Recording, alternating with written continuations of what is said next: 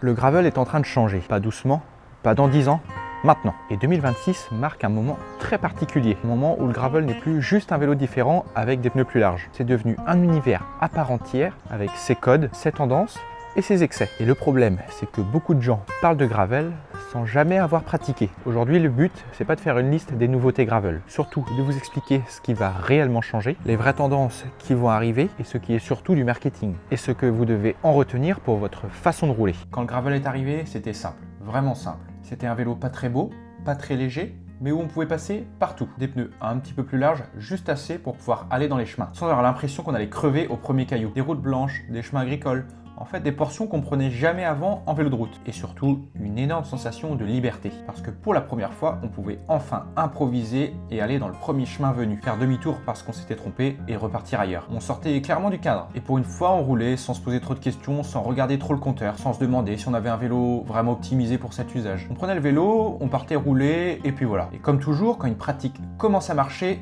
les marques arrivent. Mais attention, c'est pas du tout une critique, c'est normal, il y a de la demande, il y a un marché. Quand les marques arrivent, la complexité arrive aussi. Petit à petit, le gravel commence à se découper en plusieurs parties. Au début, c'était discret, un gravel un petit peu plus sportif, un gravel avec des pneus un peu plus gros, et puis d'un coup, tout a explosé. Aujourd'hui, quand on veut acheter un gravel, on se retrouve avec une multitude de catégories. Gravel race, gravel endurance, all-road, gravel avec suspension, gravel bikepacking, il y en a à n'en plus finir. Et le problème, ce n'est pas qu'il y ait du choix. Le problème, c'est quand quelqu'un arrive dans le monde du gravel, il ne sait même plus vers quoi se tourner. On se pose plein de questions. Et très souvent, les gens choisissent un gravel qui ne correspond pas du tout à leur utilisation. Et aujourd'hui, on a vraiment deux mondes qui coexistent dans le milieu du gravel. D'un côté, nous avons les gravel race, donc les gravels de course, des vélos rigides, pensés pour aller vite, longtemps, sur des parcours roulants, avec des positions agressives. En fait, c'est des vélos qui ressemblent presque à des vélos de route, avec des pneus juste plus larges. Et encore une fois, c'est pas du tout une critique. Ces vélos sont incroyablement efficaces sur les bonnes courses avec le bon niveau. Et le problème, c'est qu'il ne faut pas oublier à qui ils sont vraiment destinés. Parce que pour quelqu'un qui veut juste rouler le week-end, ou explorer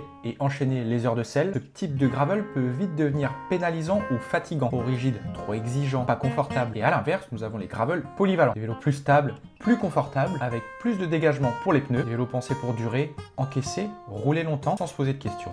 Mais eux aussi ont leurs limites, moins nerveux, moins tranchants, moins typé race. Et en 2026, les marques vont devoir s'adapter. Dire clairement, ce vélo est fait pour ça et celui-là pour autre chose. Il y a un sujet qui résume l'évolution du gravel, ça sera bien les pneus. Pendant un moment, on s'est dit, plus c'est large, mieux c'est. Alors on a élargi encore et encore. Alors oui, le confort a explosé. Plus d'adhérence, plus de confort, plus de contrôle, mais petit à petit, on s'est rendu compte d'un truc. C'est pas la largeur seule qui fait la performance d'un vélo. C'est tout un équilibre. La largeur, la pression, le terrain. Un pneu trop large, mal gonflé sur un terrain roulant peut te fatiguer plus qu'un pneu étroit, bien réglé. Et en 2026, les pneus vont pas devenir forcément plus larges. Ils vont devenir meilleurs. Meilleure gomme, meilleur rendement, meilleure carcasse. On ne devrait pas rouler plus large, on devrait rouler plus optimisé. Autre élément clé, les inserts tubeless. Avant, on voyait ça comme un vrai gadget. Et aujourd'hui, c'est presque une assurance. Moins de crevaison, plus de confort et plus de sécurité quand la fatigue arrive. Et en gravel, la fatigue arrive toujours à un moment donné. Quand tu passes 4, 5, 6 heures dehors, la fatigue prend le dessus sur la concentration. Et avoir un vélo qui peut te pardonner un peu, ça change vraiment la donne. Autre sujet, les suspensions qui ont été pendant longtemps mal vues dans le milieu du gravel. Comme si c'était triché, ça dénaturait la pratique, c'était du VTT. Mais la réalité du terrain a fini par rattraper les idées. Que quand tu passes des heures sur un terrain très cassant, c'est pas le cardio qui va lâcher en premier. Ce sont les bras, les épaules ou le dos. Et là, quelques millimètres de débattement peuvent tout changer. Pas pour aller plus vite,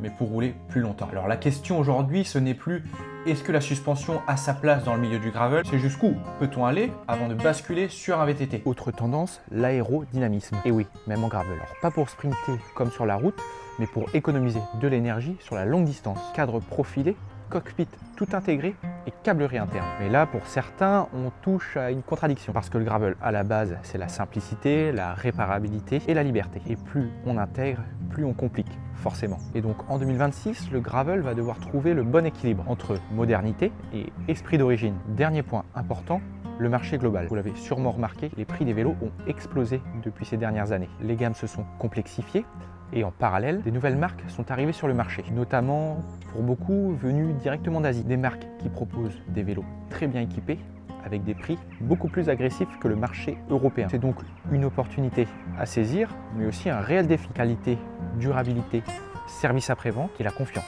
2026 pourrait être l'année où le gravel devient le plus accessible que jamais, ou au contraire encore plus élitiste. Donc en 2026, le gravel ne va pas juste évoluer, il va se définir. Plus rapide, confortable, plus technologique aussi, mais aussi plus complexe. Et la vraie question, ce n'est pas quelle est la meilleure nouveauté. Et vous, dites-moi en commentaire quelle évolution du gravel vous avez le plus aimé ou que vous attendez le plus. Merci d'avoir suivi cette vidéo et je vous dis à une prochaine.